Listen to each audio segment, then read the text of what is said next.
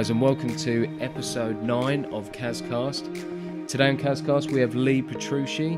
Lee is a therapist by trade, a business owner by ambition, and an entrepreneur by accident.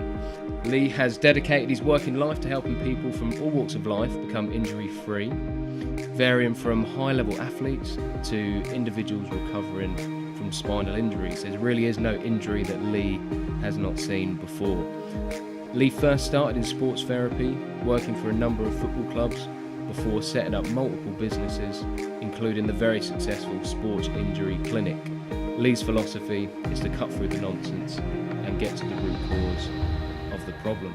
Cool, Lee. Thanks for coming on, mate. Thank you for having me. Much appreciated. So let's go back to the start, mate. So going back to the beginning. All those years ago. Yes, indeed. What and where did you first initially study?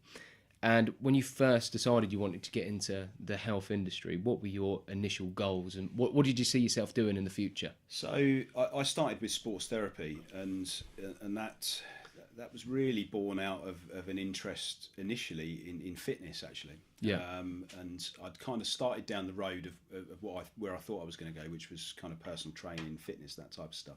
Yeah. So I'd actually started pursuing some of those qualifications. And I ended up on a course at the time up in Bolton, and it was a recognition of sports injuries. Okay. And because I thought, well, if I'm going to be training clients, if they're going to come in injured, I need some understanding of this. And I loved it. I really, really loved it. And the guy at the time was part of the medical team at Manchester United. Okay. And really inspired me. So I got to talk to him. I was picking his brains about all that stuff all the time, and I started looking for courses, and I thought, do you know what, I think this is the way I'm going to go. So I changed my tack really, and I went and studied to do that. Okay. And that's really where the kind of opportunity with the football stuff came about. So initially, it was, again, like many of these things are, it was that knowing someone who knew someone. Yeah. And I ended up with an opportunity for a company called Sports Therapy UK to go and cover some stuff with Luton Town, who were at the time, I show my age now, in Division 1, which I guess would have been the equivalent of the Championship now. Yeah. And I went there, and I ended up working there as an assistant. Okay. And as part of the medical team. That's how it all started. Yeah. And then from there it was quite interesting, because in those days there was the manager at the time got the sack. Right. Lovely guy, but perhaps not so much of a. Did you try and step in? Well, I actually coach youth football now, so that's about as high as I think I'm ever going to get. It's about where my knowledge gets to. So I as the time what happened, the new guy came in and usually brought their entire team in, and everyone ended out of a position. So I spent a bit of time, went up to a job up at Preston North End. Okay. Yeah. And I wasn't too keen on that. Preston in those days was an interesting place. So I actually came back to Cambridge, and I started working in non-league football. I started working in the Essex Senior League, and then into non-league and Blue Square. Okay. And what was your role when you were working non-league football? What was your role within the team? So with Luton at the time, I was very much an assistant. So my job in those days was to massage the guys. So they came in for recovery. Usually it was a good cop out for the head physio, because it meant that he didn't have to come in early. I'd be in at 8 o'clock and start working with the guys, and obviously overseeing rehabilitation. Mm-hmm. And working one-to-one with a lot of them as well. It was great. It was a great place to learn. Football. I think, well, not just football, but I think elite sport as part of a medical team or a coaching team, you learn quick. Especially with football, you get exposed to a lot of injuries. Admittedly, a lot of them are lower limb. Yeah. So you can get a bit pigeonholed. So you've got to broaden your knowledge base a little bit. And you don't have a lot of time with these guys. You've got to make quick decisions, and of course they're getting paid a lot of money. Yeah, and for sure. They don't want them off the pitch. So there's quite a lot of pressure in that environment as well. Yeah. So it was very much along those lines. I learnt a huge amount from the guy Greg, who was there at the time. Huge amount of knowledge, and great experience. Really good place to prove your skills. And then actually going from there into non-league football, into conference football, where typically it was you were the medical department. Yeah. So you had all of those roles. So you were touchline, you were rehabilitating the players. Yeah. At that level, it has its challenges, because the guys, I wasn't always working with professional full time. Some of them were. Yeah. Some of them weren't full time, and so they've got other things that they've got to family, Exactly. jobs. Yeah. Maybe they don't take it quite so seriously, So it's a very interesting time through my career. I learned a huge amount, built up a lot of connections, certainly from a business perspective as well. Yeah. And I actually initially started my business alongside, working with non-league football. So it was a bit of a case of really treating people on the side whilst I thought I was going to get back into professional football.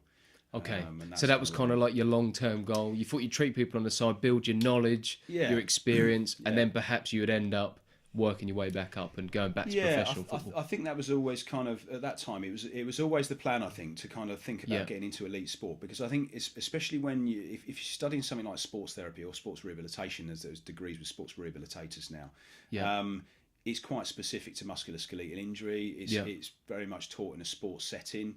It certainly was in those days. Just to explain to someone, say, who's listening, who's not too sure, what would be the difference in terms of you going to study, going to university, and doing sports therapy opposed to physiotherapy? Okay, so could you sort of explain the differences between the two? So sports therapy is very much specific to musculoskeletal injury. So you're going to be working on muscles, tendons, ligaments, the structures that surround and support those. The treatment of injuries that affect those and the rehabilitation of that. So with physiotherapy, although there is musculoskeletal physiotherapy, but training with physiotherapy, you would get involved in the wider reaches of healthcare as well. So you would work with geriatric, pediatric, respiratory, cardiology, all of those type of things as well. You would largely do that for a university and hospital setting as well, which obviously I didn't do. You take the opportunities with rotations. So I would have to say you probably got a broader knowledge base initially. From a physiotherapist perspective, whereas sports massage therapy is very, very specific to musculoskeletal specific injury. to what it is. Yeah. Having said that, there is a huge amount of crossover in terms of the practice and the application of skills. So nowadays, sports therapists are very skilled in manual treatment. So manipulations, dry needling, acupuncture, advanced rehabilitation, electrotherapy. So they're not. I think there's still a bit of a thought that all sports therapists do and sports massage therapists do is massage. And that couldn't be further from the truth. And in a lot of ways, the industry gets a bit of a bad rap from that. Right. So I'm kind of standing in the sports therapy corner here, but I've worked with and employed a number of physiotherapists, manual therapists of all sorts of different types, and everyone's got their own merits. And in a clinical team, you need that broader experience. I think in a sports setting, you need specificity of knowledge and qualifications that's very much aligned to that type of thing. For sure. I think in a hospital setting, as a sports therapist, you're going to be a bit lost there because you're not going to be exposed to those other elements and those other departments and the strategies that they use in terms of getting people better. Really. So, will a professional club have sports therapists and physiotherapists? Yeah, they'll have a mixture. They'll have a mixture. So they'll have sports massage therapists, they'll have sports rehabilitators, they'll have sports scientists, they'll have physiotherapists. Obviously, they're going to have doctors, consultants. They'll have sports therapists amongst the team. They're going to have analysts. They've probably got guys that are very much specifically work on things like biomechanics and all that type of thing. So they've got huge resources and massive teams. Yeah, and that's amazing how that's come along. I mean, like you said, from when you first started until now, was it 11 seasons you said you worked? Yeah, 11 seasons. So how much did that change in them 10 years in terms of the support and the care the players got from year one to, that 11th year? Did the teams just grow and broaden throughout them years? I think probably what happened as well is over the time where there's been an expanse in the type of qualifications and the type of professionals and experts there are out there has got broader. I think very much going back traditionally. And if you look at the kind of almost private practice side of things where, has got its roots firmly entrenched probably within the NHS because that's where it all started. Yeah. And a lot of these guys filtered into the private practice and private medicine. And then probably within the sports setting as well. And I think as things have gone on, what's happened is there has been more specialisation within certain fields. And as there's more of these guys within the industry, there's more opportunities as well. And I think clubs have seen the value in that. And I think as well as these guys have come out, certainly happened with, I mean, I'll take Histon Football Club, which I worked with for a very long time. Now, when I came out of, and no disrespect to Histon Football Club at the time, and they were incredibly ambitious, and the chairman at the time, Gareth Baldwin, was really kind of had his sights set on achieving really great things at that club, and did. But when I first went there, they were playing in the Eastern Counties League. And I'd come out of professional football, and I remember one of my first games. We'd played a local team, and the pitch was miles away from the dressing room. Yeah, and classic. I saw one of them, and this is a bit of a cliche, but I saw one of the opposition team walk into the pitch with a fag on. And at half time, because the dressing room was so far away, we congregated behind a shed. And they brought out a pot of tea and a plate of biscuits, and I thought, what have I got myself into?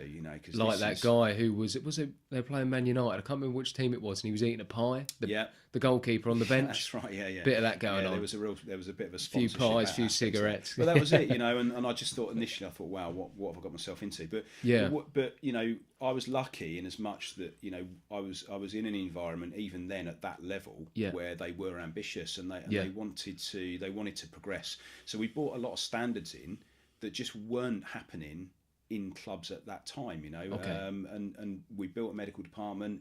We had protocols for what we did on the pitch and off the pitch. Right. We had rehabilitation. The systems and the processes were there, and the whole thing got a lot more professional. And I think the players then start to appreciate that.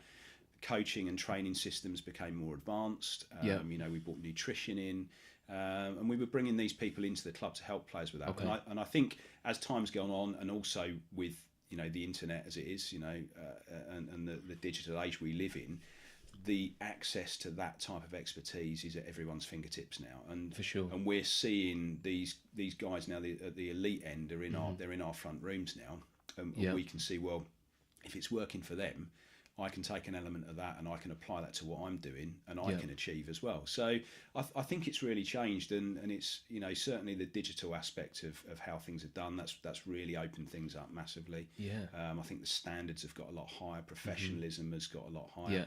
And these guys, even if you look at we take rugby at the weekend, where it has to be said, I think England were robbed, but you're looking at a level there that going back not that long ago in the early 90s and into the 80s, where those players that were playing for England at that time were part-time. Incredible. They were professional players, but they weren't considered athletes. These guys now are athletes at the top of the game, and the amount of input it takes to get even one person competing and performing at that level is immense. So you need to pull all that together. For sure. These guys are treated like like racehorses. They are treated. They are so well looked after. Absolutely. And in every aspect. So it must be really crucial that every member of the club is working together. So all the different coaches from all the different departments communicate, because if that communication is lacking, there could be a gap or an area that just doesn't get addressed. So for instance, how important is it for you as a sports therapist to communicate with the physios, the strength and conditioning coaches, the manager? How important is it that everyone communicates within a club? Well, I think it's like any organisation, isn't it? Is that you've got to there has to be systems in place. And they've got to be followed. There needs to be protocols for things. I mean, admittedly, you've got to be flexible, and it is in that environment. It very much is a team effort. I'm not going to say that. I mean, even if you see it in the professional game, players are often brought back too early. I would say that's not the fault necessarily always of medical team releasing people too early. I think that's quite often the pressures of the game and the amount of money that's involved. And it can be difficult because you can spend a season not quite getting someone back fit again. But that communication on that side is essential, because you've got to tie all that on. You need to know, obviously, if a player can't do certain things, but there's always something he can do from a rehabilitation perspective. So you need to be able to filter that rehabilitation plan or the nature of the injury to the coaching staff or to the strength and conditioning staff, or to the manager. So you know what's happening at any one point.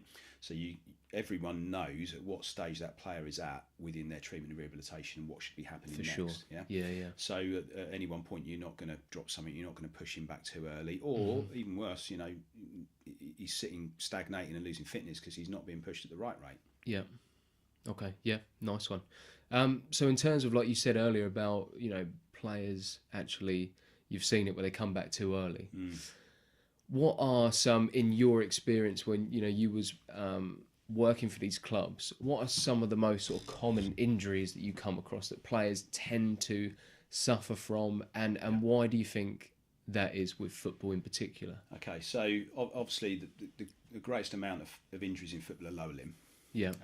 Because that's the nature of the game. There's kick throughs onto boots, there's challenges, there's tackles. The guys have got fitter and stronger and faster. Yeah. And if you're a lot of people, and I admit there probably is a bit too much diving around, but if you're running at, some of these guys are running at sort of, sub 12 seconds per 100 meters. Yeah. Incredible if you speed. get contact at that pace, yeah, you're gonna move, and it can do some damage. So contact injuries is something that's quite common, but also there's overuse. I mean, these guys at the top level of their game are operating at the very limit of their physical capability. Yeah. So people say, why are they always injured?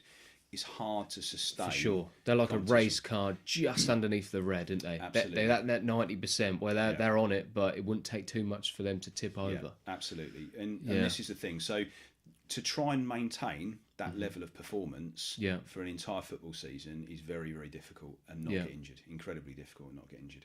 So you've got those, you've got the guys at that level. So they're on a fine line the whole time. Obviously, if you come down the levels, you've got variances in resources, coaching techniques. There's all sorts of things that change. If you're coming down to that semi-professional level, again, the guys have got other things to worry about. They might be playing, they might be getting paid, but they might be getting paid to play part-time. Yeah. So they are, they've got other commitments. They might be sitting at a desk all day long, Exactly, yeah. They might be turning up and playing. So you've then got the aspects of the whole of their training regime not being quite as it should be. So, you look at in a lot of things in business, in sport, in life about mastery and having all those different aspects covered and having them all done equally. And that's quite difficult to achieve, as most people would agree. But if you've got one side lacking, and the one thing that will often happen is there's not enough strength or conditioning. And this happens in footballers, it happens in runners. So you've got to generate and you've got to build a strong frame in order to sustain the pressures of the sport. So people are kind of asking too much of their body, especially at that at those lower ends of the scale where perhaps the strength and conditioning or the fitness of these guys just aren't where they should be, and they're asking a lot from their body. Yeah. Those sudden stopping and twisting and changing direction, and that's a lot to put on the body. It is, and they probably their strength and condition probably isn't as good as it should be, and the level of mobility and flexibility is probably not as good as it should be. And perhaps their nutrition maybe could be improved, and they maybe not getting enough rest. So just to turn up and train hard is not enough to make you a better player, and it's certainly not going to make you an injury resilient player. You've got to have all aspects. And again, at certain levels of the game, that's going to be hard to achieve. So could be people listening and say, well, but how am I going to do that? So it's working out a regime that's got to fit within your lifestyle. But obviously, at the top end of the game, they've got the luxury of that because they've got those resources. But again, that's why they pick up those type of injuries, because they're operating at that very, very fine line between enough and too much. Yeah, that makes sense. Okay, mate, nice one, brilliant. Yeah, thanks for that. That's good. So you said earlier about when you was working for football clubs, you decided to start up your own business alongside that. Yeah. So what did that business look like when you first started it? It was pretty low key, to be honest. Albeit to a certain extent a model that I probably replicated on a number of times. So initially it was I rented a room, had a clinic, I set it up. I was initially just kind of treating people on the sides of a football club. A lot of the players would say, "Oh, look, my brother's got a problem. Can you see him?" Or, you know, "My wife's got an issue with her shoulder. Can you look?" Okay. That's kind of how it started, really. Yeah. So that was you know, very much a sort of accidental aspect. But I think I soon realised, with working the football and how things were progressing and the club was becoming more successful, we were getting busier, and more people were coming on board. That actually that was really what I wanted to do, and had that balance, and that clinical work exposed me to so much more. Yeah.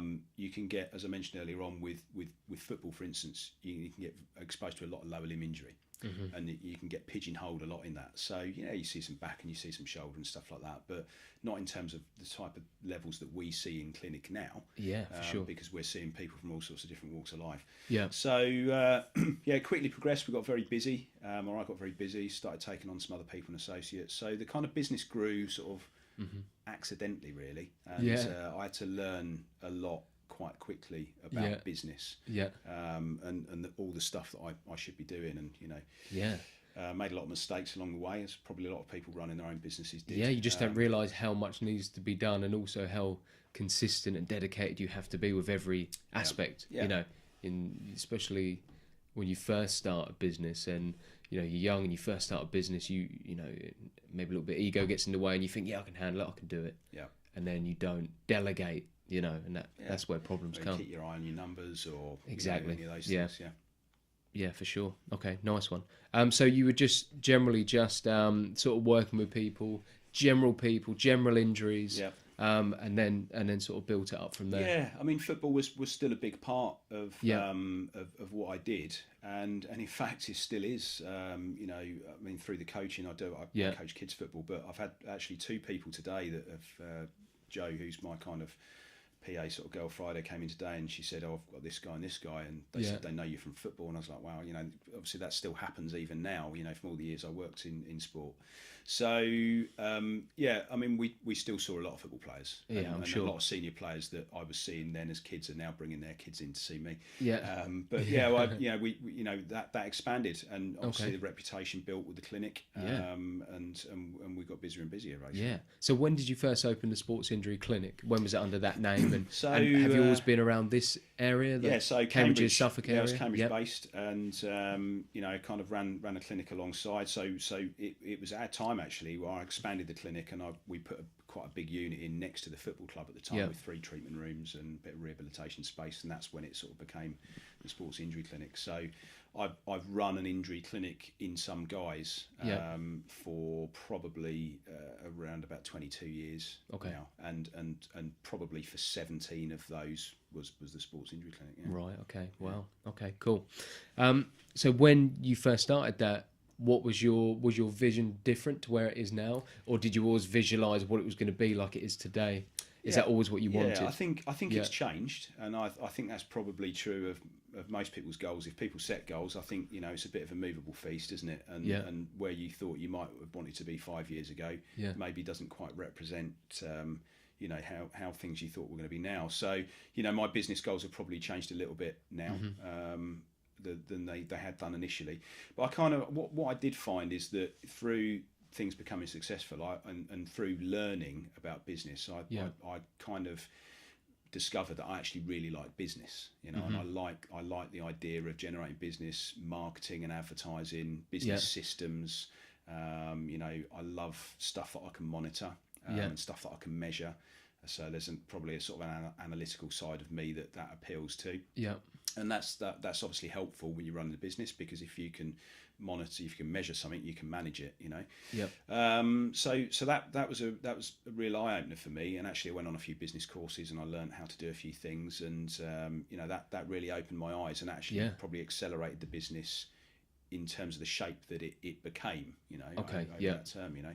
So initially I think it was just to sort of, like most people, I just want to get busy, as busy as possible. Yeah. But of course, when you're treating and you're hands-on, as I was that time, and my record still, I'm not sure anyone's beaten it, certainly this one to me. Go on, and let's hear it. I think it was 82 clients in a week.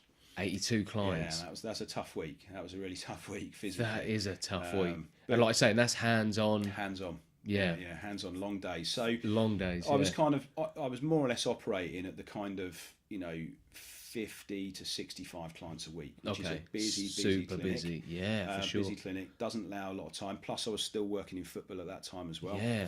So you were just flat out. Yeah. Were you having a lot of Lucasades, or what were you doing? To be honest, I don't think I was eating and drinking a lot. To be honest, I don't think I had much time for wasting away. Yeah. I bet. Yeah. So that's kind of when I started bringing other people into the business.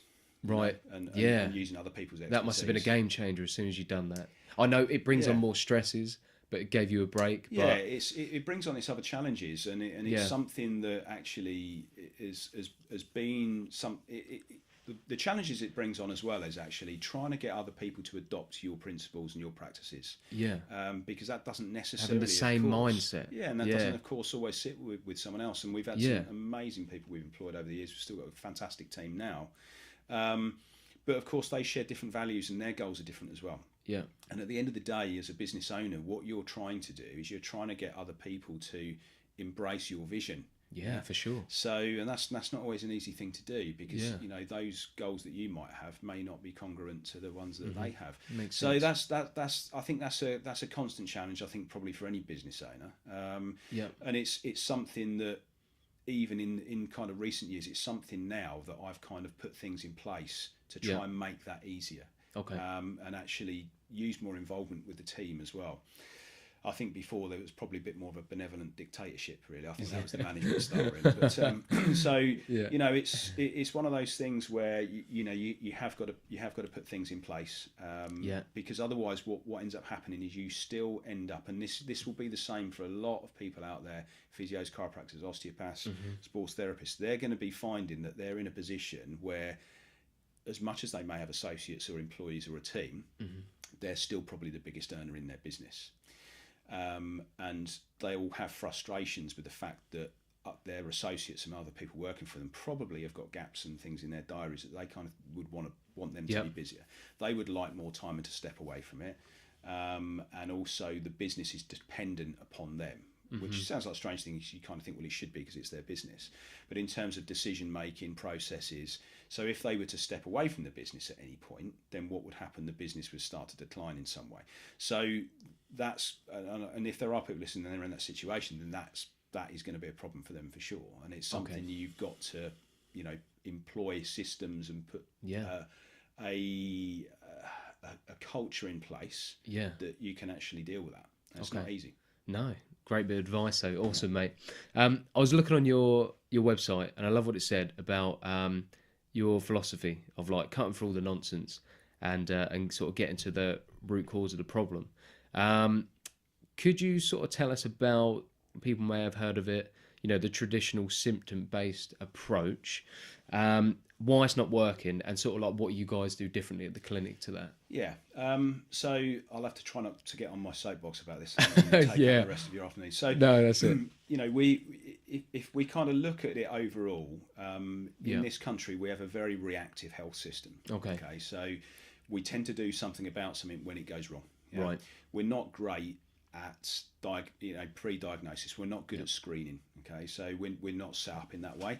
And even I think if you look at health insurance or private health insurance, I would challenge that, and I would say that it's not private health insurance, it's sickness insurance, because you get to use it when something happens. Yeah. Right. So if we take the other end of the scale in terms of Australia, where they've got a very different health system, and of course people pay into it, but you get to use things, preemptively. So it will cover gym membership. It will cover you to go and have, maintenance, physio or massage or whatever it might be. So they're very much set up for that. And of course, they don't tend to quite have the problems that we have. Now, from the NHS perspective, and I'm not dissing the NHS in any way, I think, if you're seriously ill, there probably isn't any better place to be in the world, quite frankly. Yeah.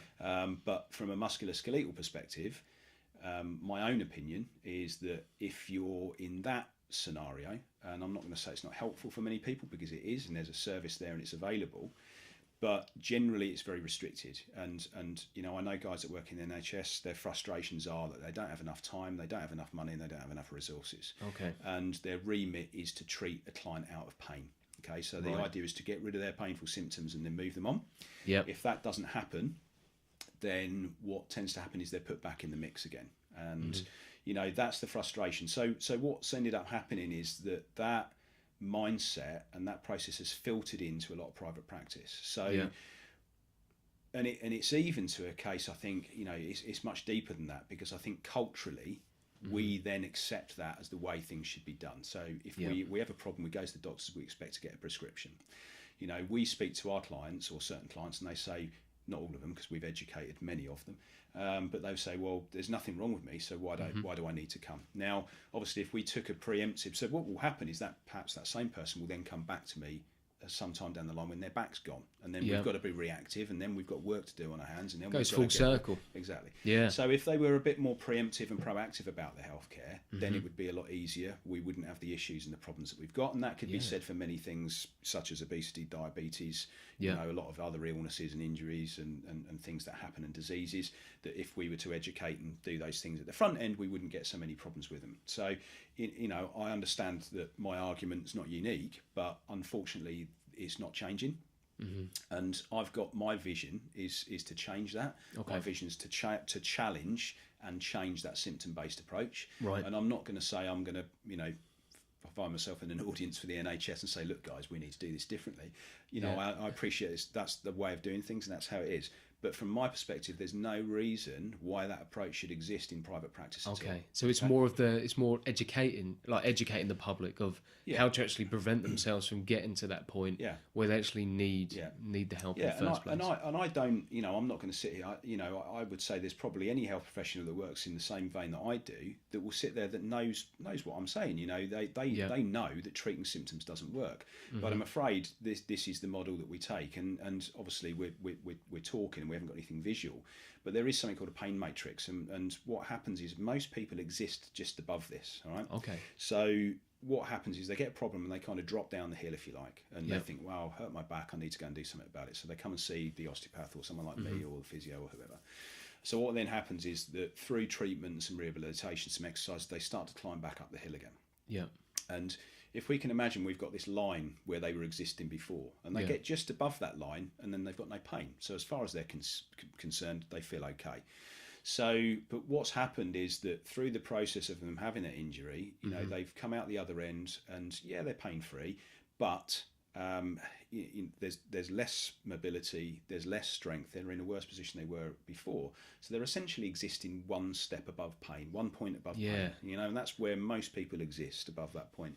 Where we want to be is we want to continue that journey above one step, and we want to be in the plus 10. So we've got our baseline of 0, which is 1 step above pain. Yeah. We've got plus 10 above that, and we've got minus 10, which is in the doldrums of, not being able to move. Saying, kind of it really makes sense. So, most people are driven to our door with the same problem, which sounds a bit of a strange thing to say, but the problem that they come to us with is pain.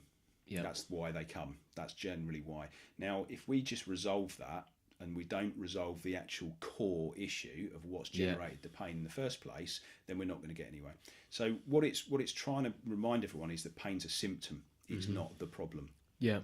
It might be your problem when you first have the issue, because that's the overriding thing, and your body's producing that pain in order to tell you you've got something wrong with you.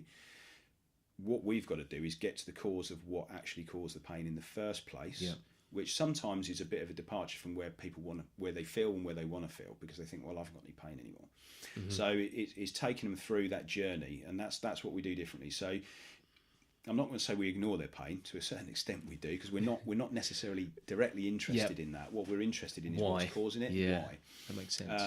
People don't just wake up one day with stiff tight muscles for no reason. So we've got to get to the root of the problem. So that's what we do. So we spend a lot of time doing that. We then have a journey where we progress them through to then get them beyond that, and we say, okay, cool, well, you're there now, but that's not where we're going to stop, because that's where you were just before you came in. You're now going to continue with your strength and conditioning, and you're trying to build a better human, basically, someone who's more resilient and stronger and fitter and more able to do what they want, and then they're not going to end up in this pain matrix. That makes sense. And they're not going to end up, you'll know people, that if we've just got aches and pains. A lot of people wake up every day with aches and pains. That isn't normal, right? Yeah. So people say, oh, it's because I'm getting older. That's not normal, okay? So there's no reason why, all right, as we get older, tissue degenerates, all those kind of things, we become, we're not strong, we're not as mobile. That's the process of getting older. But, I've got a lot of clients that are in their 70s that are still running marathons. I've got people that I know that are in their 80s that do yoga. It is possible. It's just having a positive mindset as well, and just not accepting, okay, well, I'm old, I've got pain, this is how it is. Yeah, absolutely. And I think so. It's really what I want to try and do is change people's relationship with pain. Brilliant. That's great. And that's really what we should all be doing. And not working through, well, come back and see me again if you get any problems. If I heard any of my guys saying that to anyone, just we'd be having a chat about it. You need to be progressing, because you've got the skill set there. You've got a body that's got the ability to get stronger and fitter. You just need the right stuff applied, the right mindset, the right process, and there's no reason why anyone should have to be sitting and suffering in pain. No, that's it. And also, we've got a duty of care, and we're not doing anyone any service if all we're doing is treating symptoms. Because if that's all we're going to do, we might as well close and open a pharmacy. Yeah, that's right. So, just dishing stuff out. Yeah. No, that makes sense, mate. Cool. So, just to give people a bit of an idea, I think you said earlier about people have this.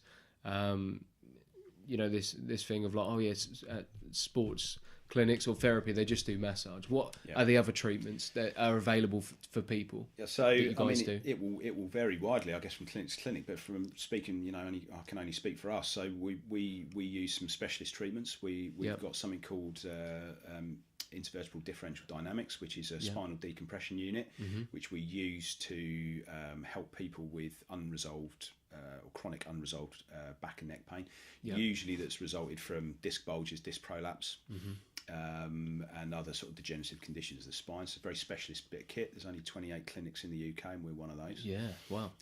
We also use diagnostic ultrasound scanning, which we use for musculoskeletal scanning, looking at tendons, shoulder problems. We use that as a diagnostic tool. That's fairly unique. I mean, a lot of people wouldn't think, okay, well, you find it in the sports injury clinic. Yeah, no, for sure. Yeah. Obviously, we do a lot of massage. There's no doubt about it. You can try a lot of different techniques on someone, and you massage them, and you get the results you're looking for. Yeah. Because the benefits of massage are massive. Normalising tissue, breaking out scar tissue, draining lymphatic. Increasing tissue length. There's a huge amount of things. We do a lot of neuromuscular techniques, trigger point therapy, dry needling, acupuncture, mobilizations, passive mobilizations, manipulations. So you've got loads of tools, basically, lots of different options, lots of different tools that you can go to. Why is it generally like so many people do suffer with a bad lower back? I know this invasive bit of kit that you got. It's an incredible bit of kit. And why is it exactly that people do have bad lower back problems, and so many people complain of a lower back, or they say, I've got a dodgy lower back, my lower back goes a lot. Why is that, do you think? A lot of it's lifestyle. Yeah. And a lot of it's because there isn't the strength and mobility within their lower back that they need for normal function. Yeah. So unfortunately, a lot of people sit down. It's just what it is. They sit for an hour and a half or an hour commute either end of the day. They probably sit at a desk for 6, 7, 8 hours a day. Once they've done their commute, they come back and they sit on the sofa for 4 hours in the night. So what will happen? Your body's a fantastic adapter. It whatever you put in front of it, it's gonna try and work a way to try and enable you to exist. Whether that's you put pour fuel in it, it's going to try and use it to get your job done. That's exactly the same as you do anything else. So it's the same with that exercise adaptation and that type of thing. So it's no different from if you sit down. Your body will make you the most efficient at the thing you do the most of. So if you sit down all day, you'll become very efficient at sitting down. So the downside to sitting down all day, of course, is what's going to happen is the stimulus that your body would normally drive to certain muscle groups is not going to be needed. So your body's going to think, well, why are we wasting energy, sending energy to these other areas and muscle groups when we don't need them because there's support for the back. So you lose your core strength, you lose your glute strength. The lower back and the postural muscles start to stiffen and tighten because they get overused. So that has an accumulative effect over time. As the muscles become weaker, they become tighter, and as they become tighter, you start to lose mobility, and as you lose mobility, you start to get pain. All goes down. So, I mean, you mentioned the spinal thing. It's one of the things about degenerative disc problems. Degenerative disc issues. One of the things that will happen is that through a lack of mobility within the lower back, as a result of that stiffness generates a lack of movement. You get a lack of movement in your spinal joints, fluid ingress reduces, the intervertebral discs start to dry and become dehydrated, and as that happens, they lose their diameter. They start to compress, and through that, you can get fissures and cracks appear in them, and that's where you get disc bulges and disc prolapse. So that's, degenerative disc disease can happen over a period of time, and it can happen through actually also non-activity as much as it can happen through wear and tear over impact a lot as well.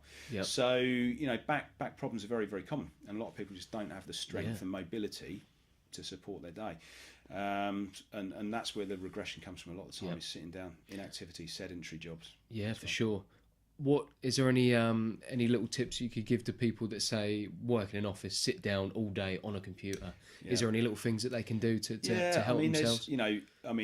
There won't be a person out there that knows that they shouldn't be sitting down all day long. So there's one of the things is obviously getting up and starting to move around. Now, a lot of people have to use a telephone during the day, so one of the things we say to clients a lot of the time is to make sure when they've got to make a telephone call, do the telephone call standing up. So at least they're out and away from the desk. Not everyone's got the luxury of having a standing desk, which is clearly better than sitting down. There's been a lot of research done on the pressures on disc between standing versus sitting. Sitting's worse. So a standing desk is really handy, and just getting up and taking those breaks ideally every sort of 45 minutes. But maybe if you've got to go and do something, then just getting up and moving around. And having enough lumbar support as well. So a lot of people, when they sit, won't sit properly. So they'll end up sitting on the back of their sort of lower part of their spine, their sacrum, not sitting on the ischium, which are the bony bits under your bum. So if you've got enough lumbar support, and it puts your lumbar spine into a nice neutral position, then it will hold you in the right spot. So a good way to do that is actually one of the things we give people as a quick fix is a rolled up towel behind the small of their back, between the back of their chair and their back, and that just kind of naturally puts them in the right sort of position and holds them upright in a more neutral sitting posture. Otherwise, what happens is they'll slouch, the lower part of the back flattens out, the upper part of the back rounds off, then their head and neck stick forward, so they end up with that classic chin poke, and then they'll end up suffering with neck pain, headaches. It's all going to go to the other part of the body. So just correcting the posture is a good way to do it. It's a good way, good. And what about the other end of the scale? Say you've got a guy who's a scaffolder or a bricklayer, or someone who just lifts a lot of weights, say someone that does CrossFit or powerlifting or whatever that might be, and someone's lower back keeps going. They're very active, but it's the other end. What's going on? Is that a lack of mobility? Yeah, well, sometimes it can be lack of mobility. Usually, there's if you've got something that keeps repetitively happening, then there's the most obvious reason for why people get injured is because they're going back to activity too soon after a previous injury, or they're not rehabilitating it properly. So one of the things that we'll look for is their movement patterns. Are they doing something that that's not quite correct? So can we work with that? CrossFit, for argument's sake, let's say someone was snatching a bar. Are they doing that properly? Because if they're not doing it properly, that's one surefire way to get yourself injured. Manual jobs, lifting, carrying, obviously there can clearly be an imbalance. If you've got someone who's carrying scaffold poles on one shoulder all day, you've got to offset yourself to stand upright. You've got a bit of a gyroscope in your ears. You've got your eustachian tube that acts a bit like a spirit level. So your eyes are always going to want to maintain a horizontal position with the horizon, no matter quite what's going on in the rest of your body. So people will compensate, and we get people in, and one shoulder's up over the other. The hip positions are different. So sometimes it will be a biomechanical makeup. They could be performing. They could be very, very fit, but somewhere within their congenital makeup, there could be an issue in terms of ankle position, knee position. They could have could be a number of things. It's a bit of a puzzle, isn't it? Yeah. So you need to have the person in front of you and work that out. And they're actually they're the ones I love more. Those where we've got to do a bit more detective work. You've got to dig in a bit. And you've got to figure it out. Because those are the ones that you can make the biggest impact on someone's life, especially where someone's had a lot of issues over a period of time, or everything's very much one-sided. Yeah, for sure. Brilliant, mate. So, and then just a few, if you could give just a few general tips to help people sort of stay injury free. Is there any sort of tips that you could give? Yeah, do you know what I think? Anything basic. I think one of the best things I could possibly recommend is that is mobility. Mobility's become so huge in CrossFit. And like in CrossFit, you have the mobility sort of WODs and all this kind of stuff. And it's become, and that's not really, I would say, maybe the last 5 years, mobility's become really big, and people are actually seeing the benefit. Yeah. Because before it was just about flexibility, and people didn't see that as much of a value. But now that with Olympic lifting and these big sort of functional movements, people are seeing the value in being mobile. Yeah. And it's an interesting one, because you're quite right. It seems to have almost gained, in like inverted commas, popularity. Yeah, but it's popularity. something that we've always done as part of treatment. So sorry, could you just explain to someone who's not sure listening the difference between being flexible and being mobile? Yeah, so flexible in terms of your flexibility would be your ability, it's the length of the tissue. So some people might consider flexibility to be able to touch their toes, or they might say I'm not very flexible. So with flexibility training, or you're going to have a certain amount of stretching within that. So then there's a number of different types of ways you can stretch and work on flexibility. But also we can look at mobility. Some people might say, I can't touch my toes, I'm not very flexible. But actually, when you test their hamstring flexibility, for instance, it's very good. But the issue they've got is that they have poor lower back mobility. So the joint range is restricted. That's essentially where a lack of mobility is going to come from. So for a number of reasons, we can't get a full range of motion within an articulating joint, and so that's what we need to work on. So that can come around from alleviating tension within muscles, but it can also come around to actually working the joint in the right range. Again, when we talk sitting with a computer, everyone exists with their hands in front in a sort of 10 to do position, either on a keyboard, on a steering wheel, or a dinner plate. That's where we are. We don't do a lot of movement beyond and behind us. So as a result, that joint range isn't explored in the same way. So again, we get stiff, and we don't, because we're not using it. That becomes restricted. So using things like a massage ball is really handy. But there are a number of mobility exercises. So concentrating on joint mobility is just quite an easy thing to do. And even if you're not going to see someone like me, you can quite easily pick up a few mobility exercises from the internet or in the gym or with a PT or something like that. So. Yeah, awesome, mate. No, that's great. Good stuff. No, that's really good information there for everyone. So what I wanted to ask you was, if someone's listening, they're thinking, I really need to book in and get something addressed, and they want to come down to the clinic. They've never seen you before. What can they expect on that first session? And how do you guys work? Like, do you do a initial consultation? And So obviously, first things first. I mean, we always say we do get a lot of people who will phone and want to talk to us over the phone. Now with the way of Facebook and Instagram and things like that, we get a lot of people quizzing us and picking our brains online as well, which we're always happy to answer questions. And actually, quite often you can help people that way. It can be quite a simple solution sometimes. Someone wants some advice, but if there's something that's not quite right and it's been hanging around for a while, then of course it's always going to be better. There's only so much you can do online and over the telephone. So what we do is we get people down from initial consultation. The biggest thing for us really is kind of listening. Really, that sounds fairly obvious, but it's not done enough. And we really get into the details and the history of what's gone on with the injury. And there's often a lot of things that people don't think are relevant, but they often are, in terms of the background and how the injury's led and how it's come about, especially if we don't have a specific mechanism. So we spend a lot of time Q&A and getting some information that we need. From that, we then do what we call observations. So we'll postural observations, if it's back or shoulder, whatever it might be, just to looking for certain markers and what may look irregular. And then we go through certain movements and we'll get the client moving. So we go through a range of motion in terms of active movement, and then we'll move them, passive movement, and then we'll do resisted tests. And then if we'll progress it past that, and then we do special tests for certain structures. So there might be, let's say, for argument's sake, we had someone who had sciatic pain. There's a certain series of tests that we'll look to do to try and determine where that sciatic pain is coming from. A lot of people might have been given, again, inverted commas, the diagnosis of sciaticus pain again, and it's got to come from somewhere. So we would spend a bit of time working out where that's from. So once we've got that, what we like to try and do from then is try and, if we really aim to get to the bottom, and then we give people what we call a pathway. So the pathway very much simply says, this is what is wrong with you, this is why it's happened, and this is what we're going to do about it. And actually, the number of people that we've given that to, and they've been to see other practitioners, have said that no one has ever done that or explained what the issue is. But of course, if you've got someone who's leaving and they're not clearly informed on everything that's going to happen, they're going to be quite disengaged with the treatment process. So, you know, the biggest part of the treatment process is having the client on board, really. And if you've not explained, if you've not got to the problem, the root of the problem, that's your first issue, because you're not going to get it right. You're not going to treat it. You're not going to get them into recovery. The second part of that is if they're not engaged and they're not fully informed about the process and how it's going to go, again, you're going to lose that client. You're going to lose their interest, their motivation, and they're probably going to filter away not having had that issue resolved. So we're very thorough. Very thorough. Brilliant. All right, mate. Awesome.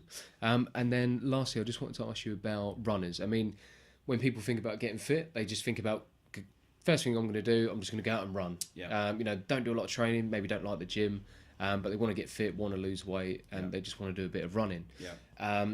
Would you recommend that's a good starting point, or do you think when people haven't done a lot of training before, going straight out for a run can cause further problems to the body? So, I mean, it's like this thing, isn't it? At the end of the day, I think if you've suffered with issues and problems anyway, then, you know, it's always a good port of call to go and get that checked out first. That's just sensible.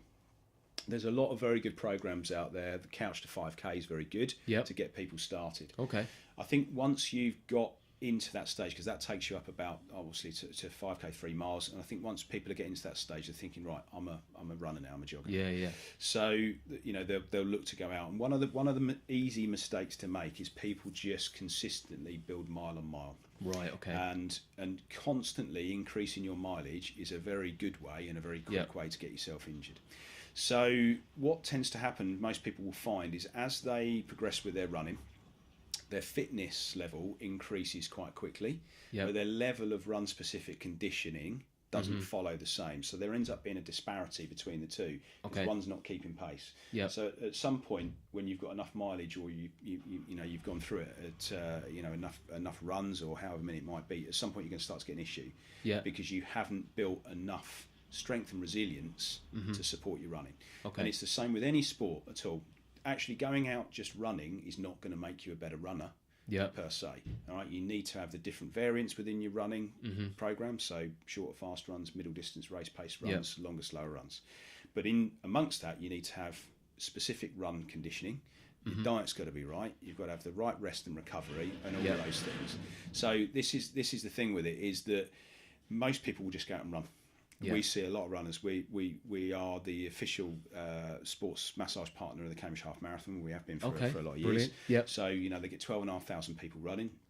We attend a training night, and we do that for 2 groups of runners. We do that for the elites, and then we do that for what they call the kind of the amateur runners. So I know they're all amateur runners, but you know, you kind of plus 145s.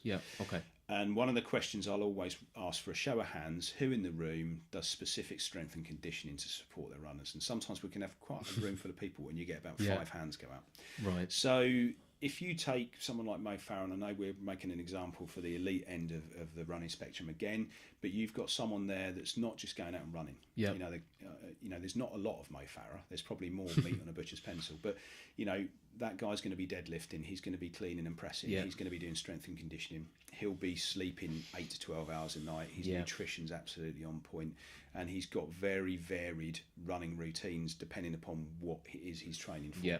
Now, I'm not going to say that everyone's got the luxury of sleeping 8 to 12 hours a night, but even if you got to bed 30 minutes earlier every night of the week, that's going to make a big impact if you're going for a long run at the weekend.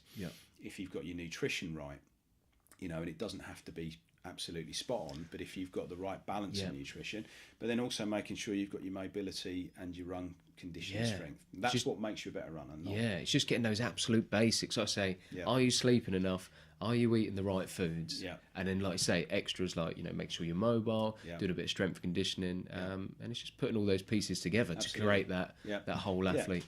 Most of the reason runners get injured is because they don't have enough strength and conditioning to support the activity that they're engaged with. And is that the case with the knees? Not doing enough squats and deadlifts and lunges and strength exercises for the lower body? So many knee injuries are not literal. You know, patellofemoral pain syndrome, runner's knee, iliotibial band friction syndrome, shin splints, Achilles tendonitis, tendinopathy. Those type of issues are generally, there's some overuse aspects to those. So overuse being, you know, people doing too much, too often, too soon, too fast with too little rest. That's what we call the terrible twos. Right? So, but there's a lot of people that won't have enough support structurally on their lower limb to support them mile after mile. Okay. And that's why they get all these weird mechanisms occurring in their lower limb, why they end up getting these other injuries. So if you're thinking, when you're going out and running, depending upon how quick you run, let's say you're doing 160 strides per minute, which a lot of people will be, and every time your foot hits the floor, there's 3 to 5 times your body weight going through every step. So that's a lot of impacts, you know. Yeah. And if you've not got a physical frame that's resilient enough to hold that up, at some point, somewhere along the line, you are going to get injured. Totally makes sense. Yeah, awesome, mate. That's some really good advice for people, because there's definitely a lot of people out there that will decide in January they want to go out and just run to get fit. But that's a great bit of advice, just mixing it up and just looking at other areas as well. Absolutely. Awesome. Nice one, Lee. I really appreciate it, mate. Right, just to finish up, before we hit the hour, I always ask the guests at the end the 3 areas of inspiration and where they've been inspired. And that is a book, a film, and a person. So have you got a book that you have read that inspired you, or you think would be good for other people to read that you recommend? There's one book that I've read recently called The One Thing. By Gary Keller and Jay Papasan, and they're actually property entrepreneurs, very successful. The idea about The One Thing is, it's if you could take the one thing and you were able to do that, would it make, how unnecessary would it make all those other things we're doing? So the idea of it is to just concentrating on the most important job within your day, within a project, or what it might be. So if you had to sit there and say, what is the one thing that will make the biggest impact on my day or this project that I need to do? So very, very good book. They don't pull any punches. It's a good read. And obviously they've been very successful. So definitely. Awesome, mate. Nice one. Cool. And what I'll do on the YouTube video, I'll put pictures up of these so people can see what it's all about. And a film. This one doesn't have to be inspiration. I mean, it can just be a film that you love. Well, to be honest, it's a film I love, and I guess there's quite a lot of life lessons in it. Actually, it's Forrest Gump. Yeah, so just a brilliant. He's a good little runner, wasn't he? Yeah, absolutely. And that's the thing, isn't it? Is that I think there's so many things in that where that whole kind of thing is life like a box of chocolates, and that whole aspect of being open-minded, just being open to opportunities that come to you. I think being a good friend. I think there's so many things within that movie that are very key to life. So he was obviously a character, an amazing character in the movie. But I think there's a lot of metaphors for life in definitely, Forrest Gump. mate. It's a great film. That's an amazing film. Yeah, quality, mate. And a person that's inspired you, or an inspirational figure. Yeah. So there's a guy who's well worth looking up. It's a guy called Ryan Pinnock, who runs a company called Super Genius, and he's an amazing guy. He's had a real journey himself, actually, and struggled with drink and drug addiction, and really turned his life around. He's originally from South Africa. Runs a training company in the UK, and I've spent a lot of time with Ryan, and I've actually done a lot of his courses, and the whole aspect of what he does is around Super Genius. There's a lot of aspects, and you see it more and more and more now. People talking about genius. So genius, not from the perspective of intellect. It's about a kind of higher level of being. It's that kind of aspect of actually moving beyond the unconscious way that we live our lives, and that we approach business, relationships, all of those kind of things. And largely our decisions, that we base our decisions on all sorts of things in life on an unconscious thought, and those things are brought to us by our past experiences. So the whole thing about that is actually trying to access a higher level of thinking, and actually trying to gain mastery within all sorts of within all aspects of your life, and that's what Super Genius is about. Love that. Definitely a guy worth looking up. Awesome. So he's on. So I take it he's all over YouTube, into all the social media platforms. He is. Yeah. So you'll find him on there. But Super Genius. Go and have a little look for him. But incredible guy, and he's doing some amazing work. Awesome. Thanks, Lee. No, you're welcome. Awesome, Thanks for having mate. me. No, I really appreciate you coming on. There's such great content there that people are really going to benefit on. And lastly, if people want to get in touch with you, where's your HQ, and what's the best way to get in touch with you? So HQ's in Newmarket. We're all the W's, BodyCare Sports Injury Clinic, or you can find us on BodyCare Injury Clinic on Instagram, or on Facebook. Nice one, cool. And I'll put all the links up, guys, so you can click on that and go straight to Lee's website. Nice one, Lee. Thanks again, mate. I really appreciate it. Thanks very much for having me. Cool, guys. Hope you enjoyed that episode, and I'll catch you next time. See you later.